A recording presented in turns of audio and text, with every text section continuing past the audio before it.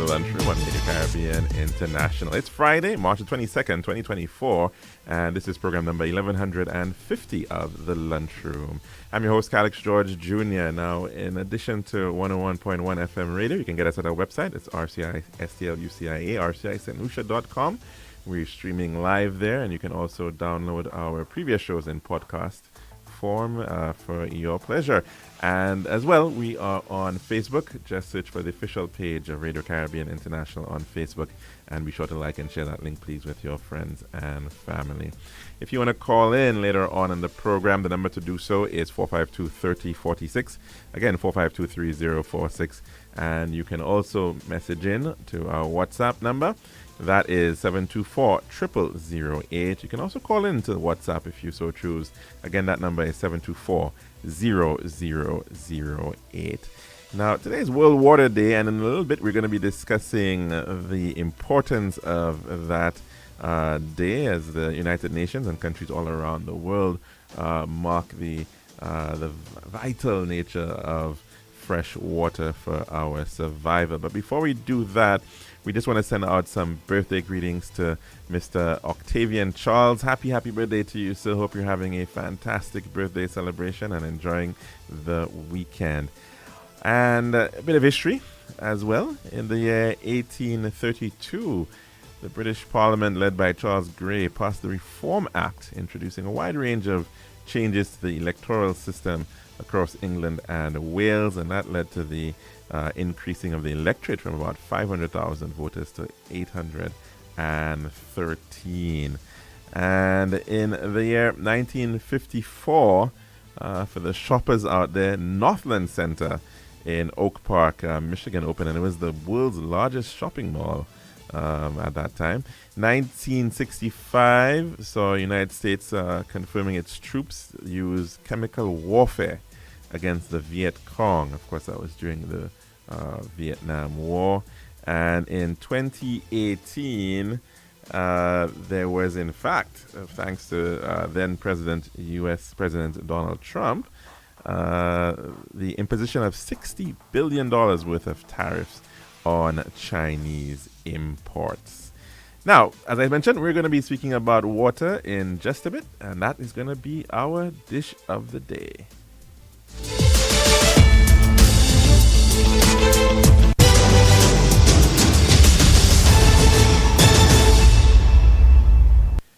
The Daily Dish is brought to you the kind compliments of our good friends at Tiles Plus. One tiles for your home, I see. Bathroom, kitchen, pantry. Need tiles for your balcony. Come down to Tiles Plus, satisfaction guarantee. Tiles Plus, Tiles Plus, Tiles Plus. Big tiles with unbeatable cost. Customer service, A+. Did all kind of tiles. Come down to Tiles Plus. We also got gas and vanity. Box, doors, you'll see. Come down, don't mind nobody. We got the best tiles on island. Trust me. We are located Land Street in Castries, Bosses Joe Grizzly, and Flag Street in Beaufort. Telephone number 453-7939. Tiles Plus. Serving now, the Daily Dish. And welcome back to the Lunchroom here at Radio Caribbean International. Now, as I mentioned, on our plate today is, in fact, water. Well, it's not really on our plate. Perhaps it's in our glasses. And it's all around us, but it's not all the time. Sometimes there are, in fact, severe shortages of that very precious and life-giving commodity, or if you want to call it that. And certainly in some parts of the world, it even leads to tremendous conflict.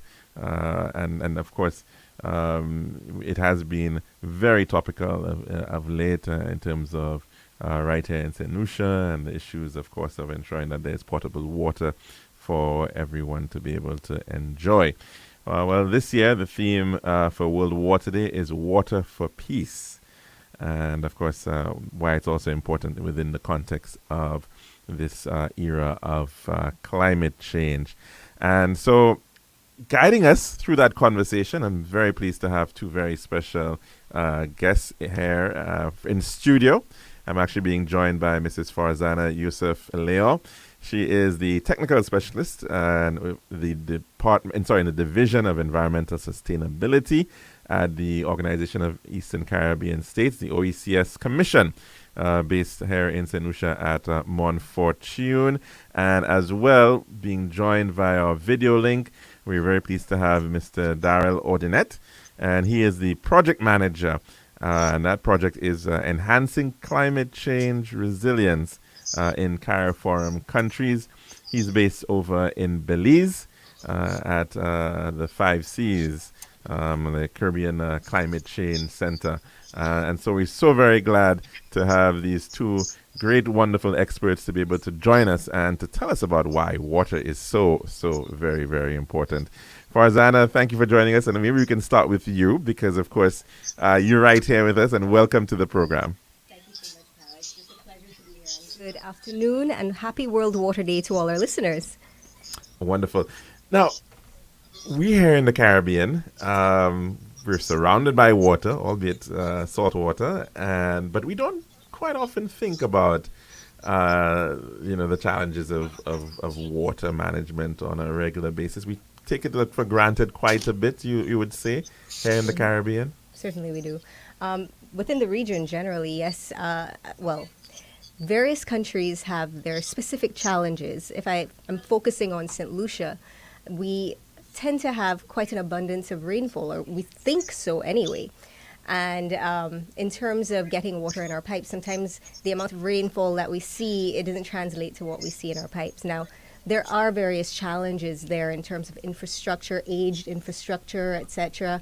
And there's a lot of what we call non-revenue water that may be abstracted, treated, but then it doesn't necessarily reach the consumers because there are leaks in the pipes and so forth. And this is really because the infrastructure has been there for a very long time. And that's why these leaks, etc., develop. We also have challenges with our topography here in St. Lucia, the mountainous regions and so forth. It's quite difficult to transmit water in these kinds of conditions. But certainly, I think that probably more recently, persons have been faced with more water-related challenges, and our dry seasons. It seems perhaps even we can say that there's no set dry season versus a wet season anymore, and that is really because of climate change. We're seeing that there are so many instances where we would have long periods that are dry, and then we get a deluge of rainfall or water, and that is bad in a number of ways because we have so many challenges with our land management as well, and with the dryness. If we have land management issues as well, which are many, and I don't really want to get too heavily into that quite yet, then we have rainfall, then there's a lot of erosion taking place and less retention as well of water within our rivers because we rely very heavily on surface water here in St. Lucia. So we do have that challenge. And then the water, of course, from our rivers, it flows into the sea. Really, our challenge is storage of that water. We need to be better able to store that water. But we'll get into, I suppose, what the project is looking at further on to help with this situation. Certainly, of course. And that project you're referring to is, in fact, related to exactly that enhancing climate resilience in CARIFORUM countries. And we have the project manager, Mr. Darrell Ordinet, joining us from Belize over at the Caribbean Climate Change Center. I'm pretty certain I'm missing one of those C's inside of there. Hi, good afternoon. Thank you for joining us, of course, here at the Lunchroom at Radio Caribbean International. I'm just making sure that we're hearing you clearly enough. Yes, can you hear me? Yes, we're hearing you very well. Excellent. Good afternoon. St. Lucia, how is everything going in St. Lucia? Today is actually pretty dry.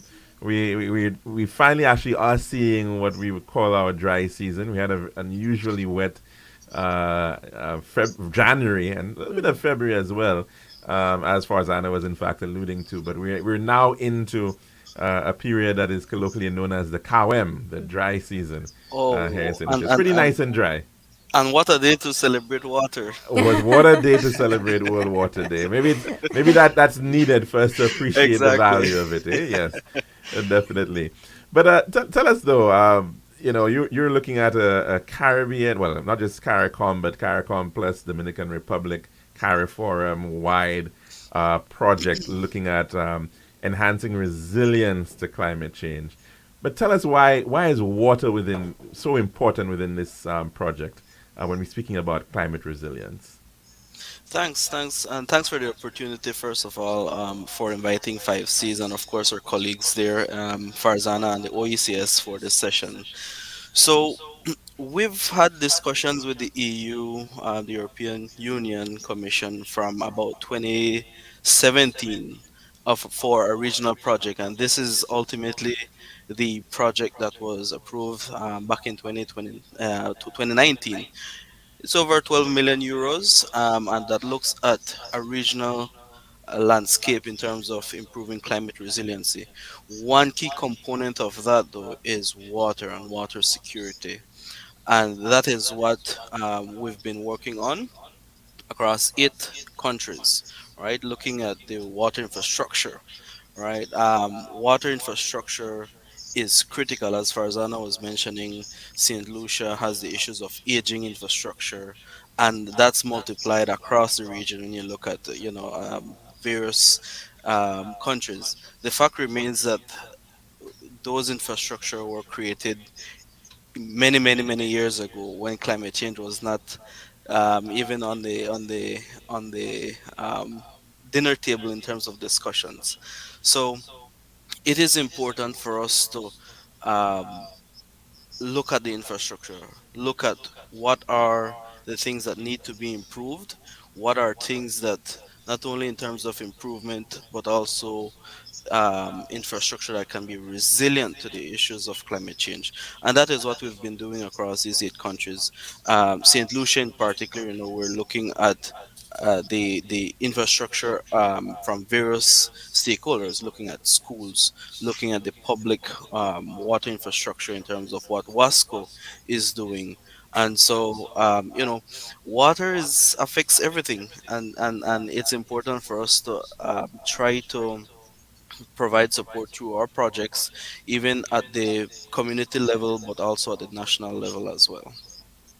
Thanks for that, and of course the details in giving us a sense of the scope of this project. But you mentioned, I mean, 12 million euros I think in EC dollars. That's about maybe 42 million EC dollars spread across 8 countries. Is a little over 5 million EC dollars per It's country on average. Yeah. And of course, you're using these words like resilience. Now, of course, Farzana here as a good engineer would say, once you're hearing about resilient building and redundancies, you're talking more expensive infrastructure. Is this money? What would you characterize it maybe as a drop in the bucket of what is really needed across the Caribbean? It certainly is a drop in the bucket. I mentioned the 12 million euros. That's actually for the entire program. So a Oh, sub component of that is the is water, water, right? right? So Yes. it's even a drop off the drop in the A drop bucket. of the drop. But certainly, the fact remains that it has to be a progressive process. One project, yes, can change the life of one person, and if that is the case, then we're making progress, and it's an incremental progress. Certainly, 5C's water is something that is very important, and it's actually one of the sectors that has the highest concentration of projects in our portfolio. So this is one project, but it's something that we hope to replicate and multiply across the region, because we also need to do our part in terms of ensuring water security. And of course, I mean, we are speaking about climate change, and I do know that many countries are trying to access agencies like the Green Climate Fund to take on projects, in particular in the water sector. I think Barbados was successful in getting a 40 million US dollar grant for looking at interventions in their water infrastructure. Is that something that we need more in the pipeline for a lot of our countries in the Caribbean? No, certainly, each country has their own dynamics in terms of national priorities. But what is above all of that is, of course, water, the resources needed. So I think definitely Saint Lucia, water is up there in terms of priority. I know that there definitely is effort in terms of looking at the water sector for St. Lucia and improving um, access to climate financing, such as the GCF. So, yes, to answer your question. Now, Farzana, coming back to St. Lucia, of course, we quite often hear about this term about water security. But do we get it though? We've been hearing about, oh, you need to conserve water, you need to take shorter showers, you need to maybe find a way of, washing your car less.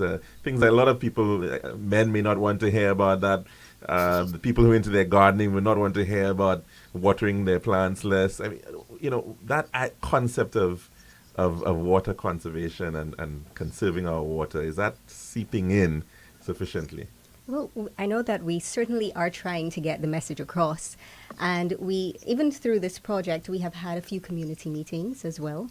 And we are trying to help persons to understand the need for water conservation. And even when we consider water availability, the pollution of our water sources also impacts the available water. So we do need to understand it a little more as a whole, St. Lucia, I think. But we're trying to get the message across, I can see. And I just want to bring the theme back into the picture, the theme of water for peace. And there is a quote that I have. It's actually from UN, United Nations officials, that peace isn't just about the absence of war, but it's about human dignity and well-being. When we think of human dignity and well-being, we need water. Water is life. We need it for potable purposes. We need it for drinking, cooking, bathing, doing things around the home. We need it for economic development, education, agriculture. We need it to grow. And I think that in bringing the message across as well for persons to really truly understand the value of water, that we need to reinforce these aspects to help them to see just how important it is to our society. And certainly, I mean, when there are absences of water, I mean, we've seen a few disruptions here in St. Lucia over the past couple of weeks. The utility company having to do repairs on some of their lines, and people don't have peace of mind Exactly. when it comes to those periods of time when. That's right. And there's variability of who gets water in specific locations as Right. well. And that can cause tension. I acknowledge I noted an article in the newspaper about vandalism in Gara. Right. Yes. Yes. So, we're seeing a bit of that conflict emerging. So really, we need to give a little more attention, I think, regionally and within St. Lucia, about the importance of water and of water availability. It's part I, of the I, I challenge too. Oh, sure. Go right ahead. no, I just wanted to add to that in terms of climate change. It's not always an issue of a lack of water, because systems can also be overwhelmed when there's too much water. That's And right. so, that's at the other end of the spectrum. And as policy practitioners, as technicians in terms of the public utilities, they also need to plan and be considerate of that fact as well, as climate change will have that impact. Too little water, too much water. It's part of the challenge. And coming back to the whole issue of peace, I know there's been a lot of conversation about the issue of water rates. I'm not sure if this is the same in some other jurisdictions as well. Because I know quite often we see these price comparisons across regions. But the whole issue of valuing it, is it that sometimes maybe we don't value it because it's often the least of our bills and commitments to be paid at the end of the Perhaps. month? Perhaps that could be one of the factors associated with not valuing water adequately. The truth is, our water is not the water that we receive from Wasco here in St. Lucia it's not priced according to how much it actually costs. In order to abstract, you need infrastructure to abstract Mm-hmm. from the rivers, because we mostly get our water from our rivers, surface water. Then you need the transmission lines. You need to be able to treat that water. You need to have the infrastructure to do water treatment. You need the pumps in order to pump it to various locations. And that requires energy. So there are costs associated with that. Then the water needs to get to our homes. There are meters as well that are attached to our homes. You know, there are a lot of costs associated with it. And certainly, based on our per thousand gallon rate, it's not reflected. So you're right, that is one of the factors. Yeah, indeed. Now, Daryl, I mean, the issue, of course, of your project and some of the initiatives that you want to bring forward over the coming months and years ahead to catalyze the investment in the water sector. Give me some of the specifics. Give us some of the specifics as to what you'll be looking at in these various jurisdictions. Yes, thanks for the question. Yeah, so I think one of the major considerations that we have to have in place in all of our projects is in terms of the actual infrastructure itself. It's not a secret that across the Caribbean, a lot of our infrastructure is aged, and that really does affect our ability to have consistent water supply. So a lot of the work with our projects is looking at infrastructure, but not only infrastructure in the sense of hard infrastructure, right? We also need to look at ecosystem based adaptation. And so a lot of our projects also look at the inclusion of green infrastructure. In this particular project in St. Lucia, we also had an activity that looked at the Van intake site and adding watershed management activities. So the planting of vetiver along the banks of that intake site to help to support the erosion issues. Vetiver plants, fruit trees, things of that nature. So there's a lot of that type of activities that we're also considering when we look at our project, but also, capacity building, sensitization on water, the fact that we need to be talking a lot more about water, about how we use water, because it's not an endless resource, and more it's becoming costly.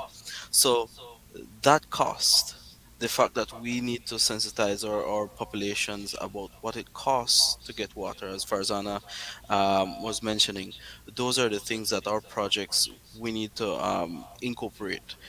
It's not only about constructing new infrastructure, new pumps, new tanks, but getting people on board in terms of what's needed now, but also what's in the future. Those are some of the things that we're looking at the project. In this particular project, the EU funded EU GCC Plus program was primarily infrastructure that we're looking at. There was a communications component, but all in all, we need to have a comprehensive review when it comes to these projects and ensuring that we're touching as much factors as we can.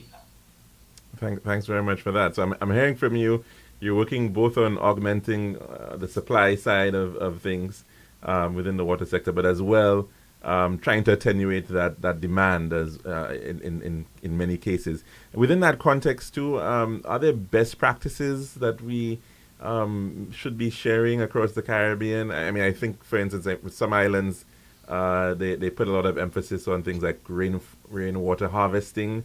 You go to Bermuda and all the roofs are white, and they try to make sure that they can have and collect as much of the water as possible on their roofs. Are we sharing any of these best practices across the Caribbean?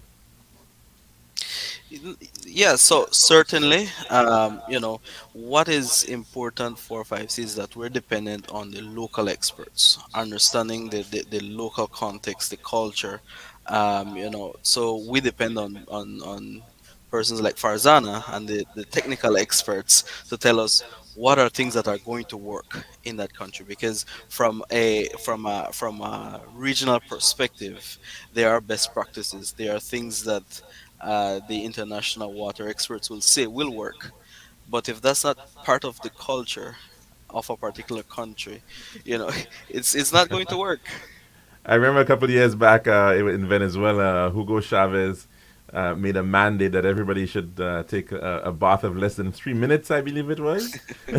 I'm not too sure what the average bath length is in St. Lucia right now. But I suppose those are some of the things that he's referring to exactly, Right. Right, understanding the exactly. culture. Of course. And just to give you a little rundown of how we came about with the activities to define what activities were necessary under the project, this particular sub-project, that is, we had meetings with WASCO, the Water Resources Management Agency, Sustainable Development, Ministry of Education, Economic Development, Ministry of Finance. You know, we also considered the policies that are in place, the National Water Policy, the Water SASAP, which is a strategic action plan for St. Lucia specifically. So we looked at policies in place and we looked at actions on the ground that were necessary or were considered priority items for St. Lucia, and we got the views of the various persons within government as well to determine where we should go in order to implement. And I can give you some more Oh, details please. So, as well. and that would be useful to bring them down to the specific What they are. interventions. Yes. So there are 3 activities. The first one is actually for a school, and it's also a hurricane shelter, the Plainview Combined School. That's an out in view fort. That's in Viewfort. So the problem that they were having is that they would constantly not receive water from the potable water supplier. And when this happened, it would be a case where they would have to stop having lessons at school and send the children home. And, you know, this would disrupt classes and learning. And, of course, this is something that we wanted to help with. So they currently have, well, before the project, that is, they had 8,000 gallons of water storage capacity at the time. And what we did was we augmented that by adding 20,000 gallons. And it's a combination, in fact, of rainwater as well as potable water storage. So they now have more water available. They have both options of rainwater harvesting as well as storing potable water, so that in times of emergency or when they don't receive water, they can still continue with classes. In addition to that, since it's a hurricane shelter, in times of emergency, the communities can come to the school in order to get water. So that's one of the interventions. So we have beneficiaries of the Ministry of Education. Students are benefiting from that in multiple ways, hygiene, etc., as well as education. And we are also looking, for the second activity, we are looking at Debara, the Debara community. Now, the Debara community has had quite a few challenges with their water supply. So they're in an elevated area. That's fairly right. isolated. That's right. So, and what would happen as well with Debara actually gets a lot of rainfall. Yes, quite a bit. Quite a bit. Even when it's dry elsewhere, it would rain in Debara. So, but they would get But their water is coming from a ways river. away. Yes, but what would happen a lot of the time is when there's heavy rainfall, the water would become very turbid, so the water quality is not very good. So in two ways, water quality as well as water quantity, we try to augment that. First, because of this community being somewhat isolated, we looked at a compact, decentralized water treatment plant. And so that's coagulation, flocculation, sedimentation, filtration, and then chlorination after that. So it's a full treatment process that's required, and it is, as I said, compact. It's only 20 feet. It's actually it's considered a pilot project for Right. us. Okay. That we are looking to see if we can replicate it in other locations, other countries as well, based on our monitoring and evaluation of this particular activity. So we're looking at water treatment and enhancing water quality for the community of Debara, but also they were using a concrete tank that had a capacity of around 10,000 gallons to store the water. So we are replacing that with a 25,000 gallon glass fused to steel tank, which is much more durable and it will, well, of course, it's a larger capacity, so there's more water stored for the community. So this project is almost complete. We're hoping to be finished by the end of April, and persons within the Debara community will receive better quality and greater quantities of water. That's the second activity. Sounds like you need a glass of water. But yeah, I mean, so definitely, you mentioned the school, so you're impacting the education Right. sector, and of course, emergency management, resilience right. in that way as well, and of course, rural communities. Yes. In the case of Debara, so a great help there in boosting their capacity and as well Certainly. the quality of water that is coming. And the Yes. third intervention. The third intervention, thank you, Alex. The third intervention is the VANA intervention that Daryl, in fact, mentioned earlier. It's a combination of gray and green solutions. So the gray aspect would be the intake. There was a rehabilitation of the intake at the VANA River, water intake. And what that allowed was, okay, so if I can contextualize it for you, the situation at VANA is that initially, years before, that intake was used for Right. abstraction, but then the John Compton Dam Dam came in, was was built, commissioned, was yep. commissioned, and the VANA intake was no longer used. Then in 2010, Hurricane Tomas happened. And we had lots of sediment in the John Compton Dam, reducing the storage capacity, so the VANA intake was Put recommissioned. into commission. Yes. But it was such that whenever there was heavy rainfall, there would be too much sedimentation and it would block the intake, so water would not be able to flow. So what this project did, it's complete, it's that Okay. activity is complete, was that there was a reconstruction of the intake to optimize the flow of water into the intake structure and also to reduce sedimentation.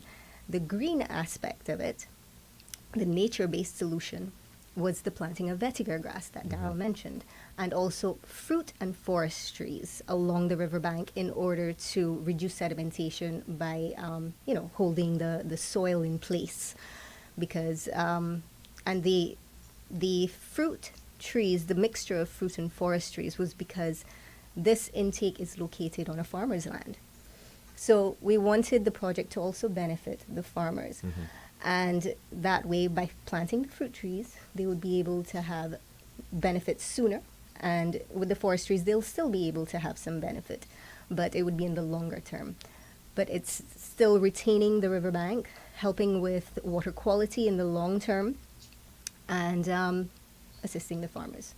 Wonderful. And these are some really interesting interventions. Clearly, some good thought went into selecting them. And of course, piloting them. Daryl, you're going to tell us how it's going to be scaled up. That was exactly what I was going to say. That what you'll notice with the St. Lucia project, and kudos to Farzana, I must say, who was instrumental in the design of that as well as the local partners, is that you're seeing a mix of tried and true technology in terms of rainwater harvesting, but you're also seeing a mix of new innovative technology in terms of that compact treatment plant. So it really is a true pilot project in that you're able to see what works, what doesn't work, and where things can be replicated. I think the Debara example is a very great example of replication. Right. And I think there's going to be conversations about how those examples can be replicated. Hopefully, 5 seasons is in that conversation, and we continue that discussion. But definitely, the the project was a success, and there is that potential for replication and scaling up. We'll have to And continue the discussion with national counterparts and how that is done. indeed. Farzana, you wanted to add something I to that? also just want to Yeah. say that in various fora as well for the OECS Commission, we are looking at also scaling up and replicating these projects in other countries. We want to of course, in partnership, we recognize that we can go further with partners. And just like with this particular project, as we partnered with the 5Cs, we're seeing great benefits. And certainly we're looking to continue in the same passion. And of course, I mean, it's wonderful because we quite often think of these larger systems like the John Compton Dam, and everybody in the north is connected to this. But we still have quite a number of legacy systems out there, these smaller Yes. catchments where you got pockets of people. And of course, just as here, as you mentioned, in Dominica, it's very much That's the same, right. and Grenada and St. Vincent. That's So you right. got a lot of these situations where that kind of application it might be very much applicable. Certainly. Useful, yeah.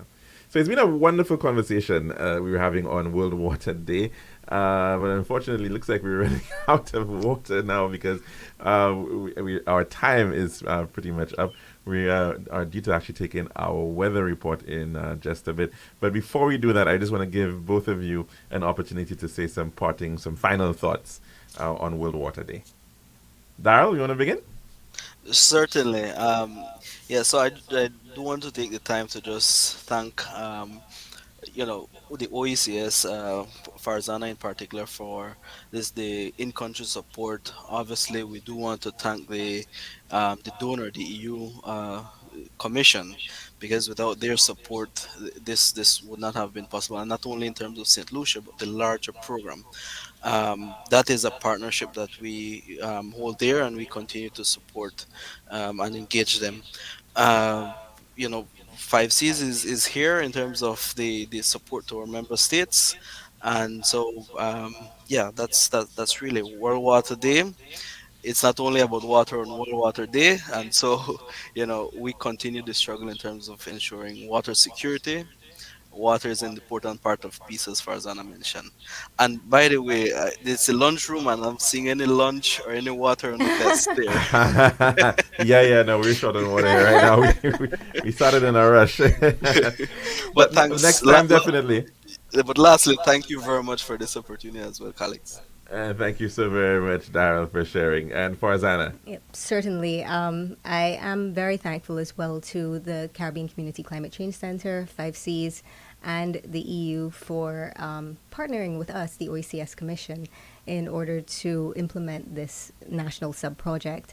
We're seeing the benefits to the various communities and the children. I mean, the children are our future. We need to make sure that we take care of them.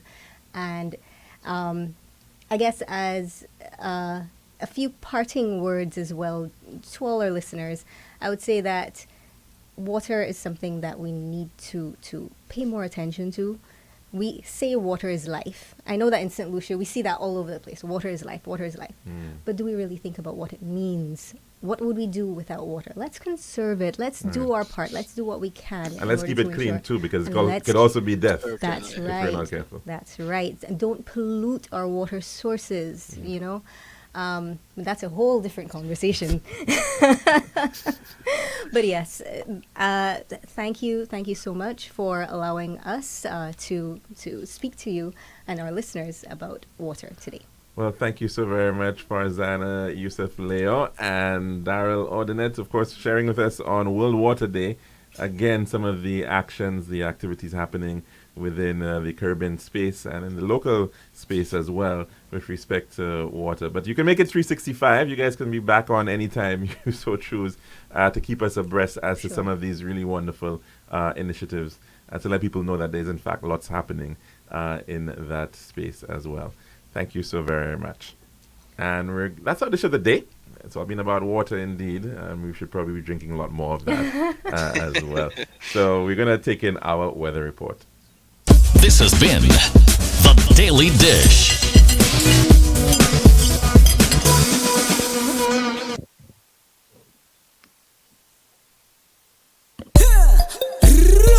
One tiles for your home, I see. Bathroom, kitchen, pantry.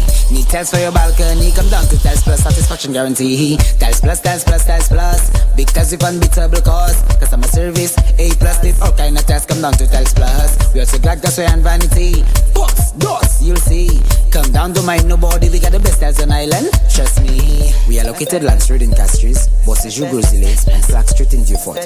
Telephone number 453-7939. Tiles Plus. Island Stan's annual Easter clearance sale is here. And boy, do we have some exciting deals for you. Massive savings on tires to be had with discounts of up to 30% off store-wide. Buy all we have in the low stock model and watch your discounts skyrocket with a huge 50% off. Plus get chip edge tires for as low as $1. Yes, we're clearing out our old stock to bring in the new. And that's not all. The Easter Bunny has added extra savings on toilet, tubs, bathroom vanities, tile tools, and so much more. It won't get any better than this. Jump on these excellent deals and visit our Island Style showroom in Cash Street, Rodney Bay, or Viewfort, or call 450-452 or 453 Tile. That's 8453. Sale ends holiday Saturday. When you think tile, think Island Style. Island Style's annual Easter clearance sale is here. And boy, do we have some exciting deals for you. Massive savings on tires to be had with discounts of up to 30% off store-wide. Buy all we have in the low stock model and watch your discounts skyrocket with a huge 50% off. Plus get chip edge tires for as low as $1.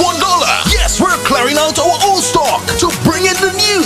And that's not all. The Easter Bunny has added extra savings on toilet, tubs, bathroom vanities, tile tools, and so much more. It won't get any better than this. Jump on these excellent deals and visit our Island Style showroom in Cash Street, Rodney Bay, or Viewfort, or call 450-452 or 453 Tile. That's 8453. Sale ends holiday Saturday. When you think tile, think Island Style.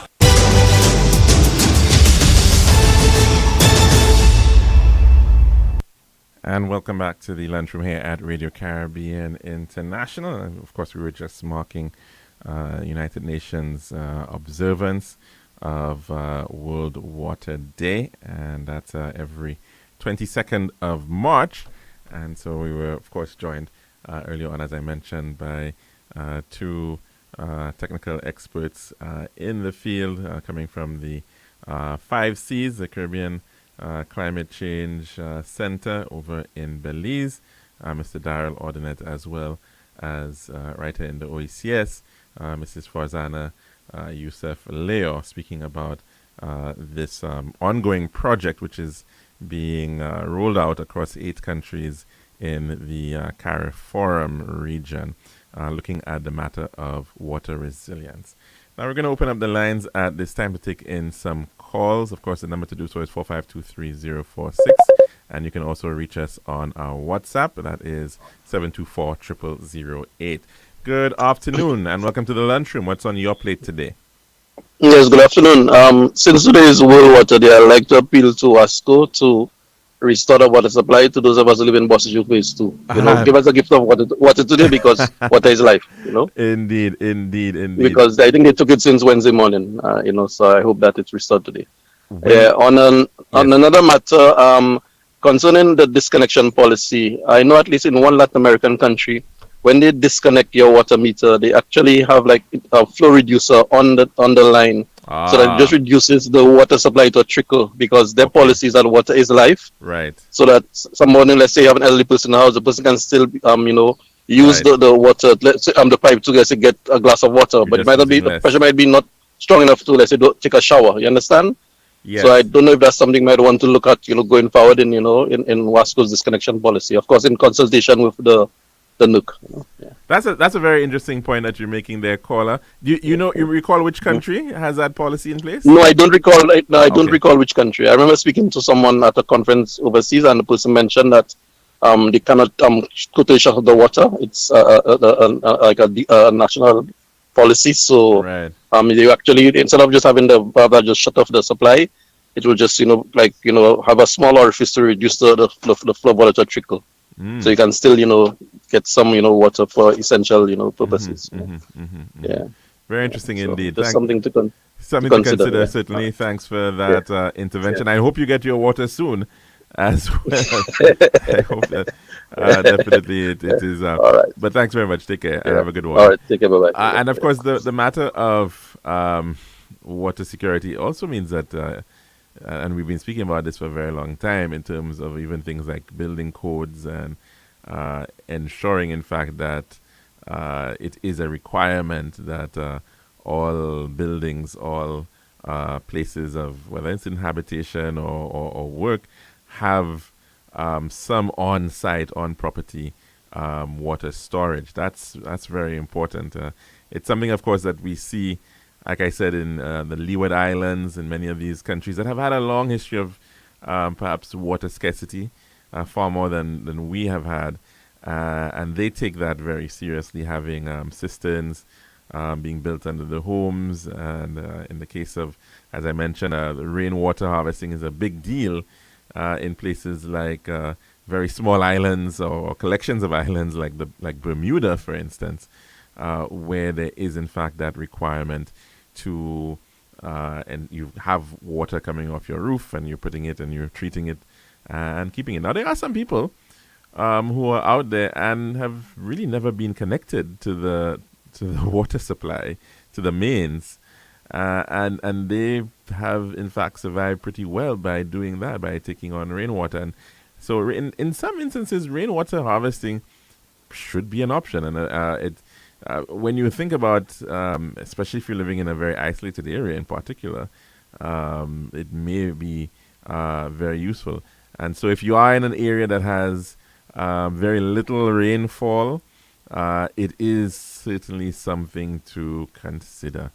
But when you think about it, even in the case of St. Lucia, on average, the places with the lowest rainfall are still enjoying over 50 inches of rainfall a year on average, right? So we still are in a pretty good situation, even if you're living in the far north, like Cap Estate, or the far south, like in Mola Chic. You still would be getting a fair bit of rainfall, and so there is that possibility of in fact depending on rainwater if in fact you're doing your own treatment. Of course, there have to be standards in that regard, but of course the challenge in very many instances is that of water storage, and we've heard it quite often within a day or 2 days of not having water.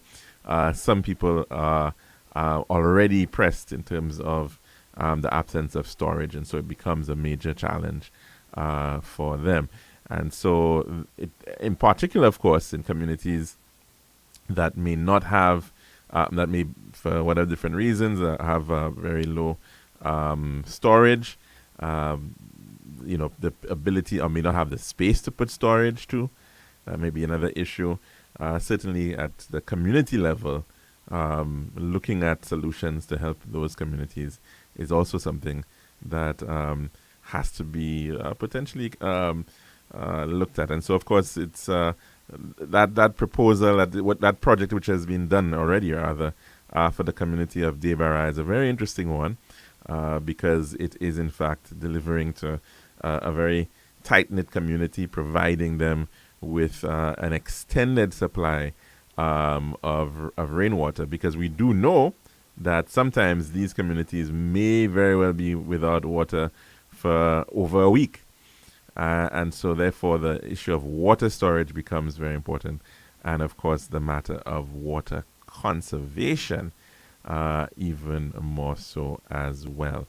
So let's think about our own responsibilities too when it comes to our use of the resource, in the case of water in particular, and as we have it with many other things that we've got to conserve on, it helps to be able to reduce on your overall use in the long run. Some people, of course, may find it more difficult to do so, and I know that'll be the reality for persons who have young children, or they may have persons who may need to be cleaned on a very regular basis, or you're going to have to do a lot of cleaning for, depending on the type of business that you're in. You are going to be looking at consuming more, but there are still opportunities for conserving, and it is something that we definitely do need to do. And of course, the issue of culture is another interesting one.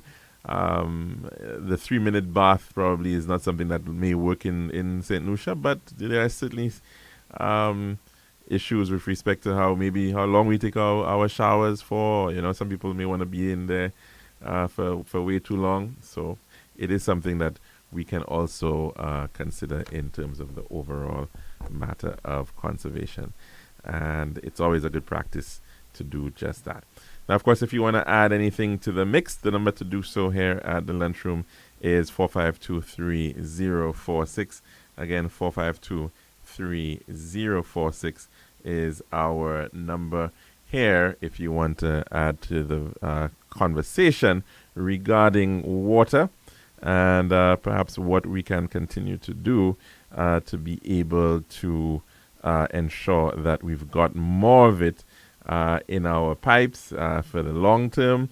We've got more of it stored, and that, of course, is a really important step in the right direction for ourselves. Of course, the other big issue, as we do speak about the matter of water, is looking at development and industry and what kind of industries you actually decide to get into.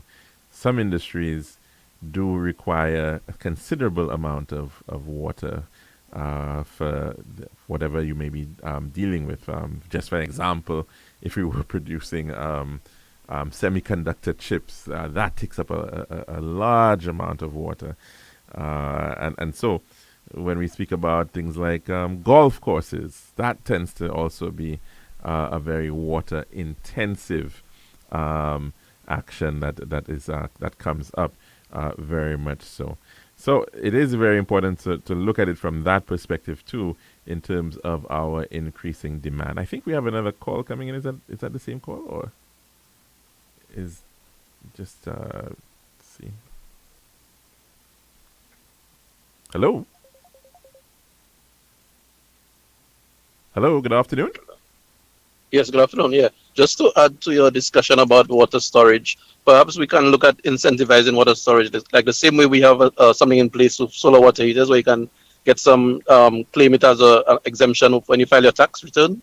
Mm-hmm. So perhaps we should do a similar thing for water storage, up to a certain limit, that is, Yeah, I think that is not a bad idea at all. Certainly, because I mean, especially if you want to talk about putting in a cistern in your home or something like that, or getting tanks, that certainly should be something that we should all be encouraging as a national policy, because we all know that there's going to be challenges in terms of the network. If there's an unreliability of a network, you need to be able to have some storage, some backup.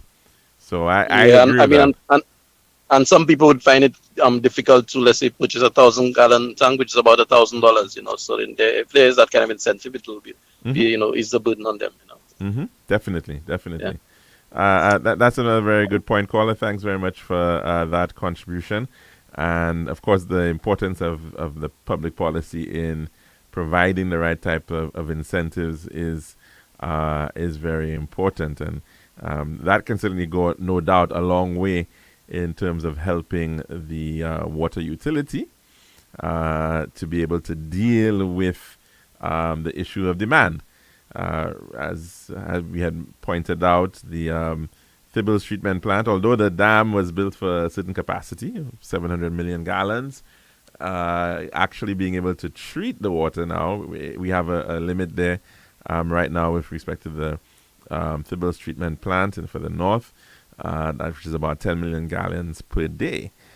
So it then means that, of course, we also do need to be looking at the issue of trying to control the demand, but also when you do have issues on the line in terms of who gets what, and there's a very high demand on the line, it will mean that you should have some storage locally, so it does not impact greatly. So I think, that's a very good suggestion in terms of what can be done at a very broad scale level to in fact encourage, as a national policy, the whole matter of water storage, which I think is certainly something that needs to become commonplace for everybody. And of course, the big issue is, well, how much do you utilize? Some places have different standards. Some people will tell you, well, you need 30 gallons per person per day. Some might also say, depending on your usage, it might be really 60 gallons per day. In other settings, you require even more. So that would be a good idea depending on your household size, and a factor for covering that too, increasing it.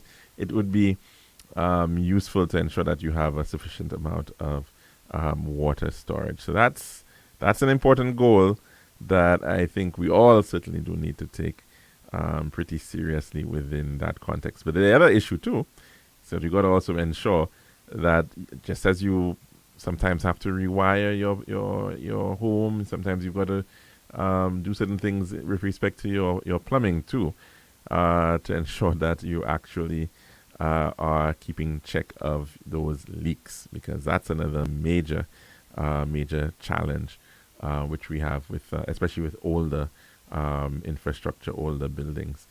So Wasco has its own leaks and issues with leaks, but so do many homes and houses as well. And so that's another area that potentially, again, in terms of incentives, to look at how that can be supported as well. But that's all the time we have for the week. As we, of course, are wrapping up today, we'll be back next week, God willing, for another program of the Lunchroom. And, of course, we do hope that you have a very blessed weekend. And see you next week. I'm your host, Alex George Jr., saying goodbye.